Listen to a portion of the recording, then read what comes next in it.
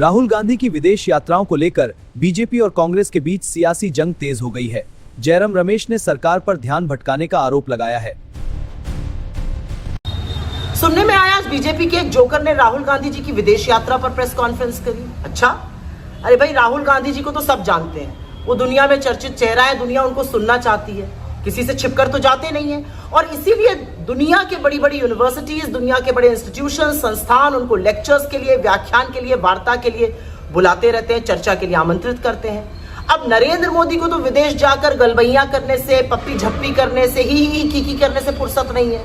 अगर दुनिया की बड़ी यूनिवर्सिटीज या इंस्टीट्यूशंस नरेंद्र मोदी को इस लायक नहीं समझते कि उनको लेक्चर के लिए बुलाया जाए, आमंत्रित किया जाए, तो भाई इसमें हमारी क्या गलती है। और वैसे भी जब मोदी जी विदेश जाते हैं तो उनका एकमात्र लक्ष्य होता है अपने मित्र गौतम अडानी को उस देश में धंधा पानी दिलाना, डील कराना।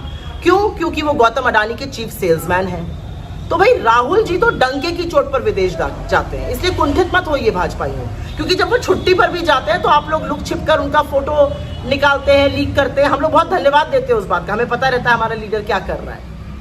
लेकिन असलियत इस बात की है कि राहुल गांधी जी पर अनर्गल आरोप लगाने से ना यह सच्चाई छुपेगी कि नीट की परीक्षा रद्द हुई है, पेपर लीक में एक बार फिर से बीजेपी के नेताओं का हाथ है, बड़ी साजिश है।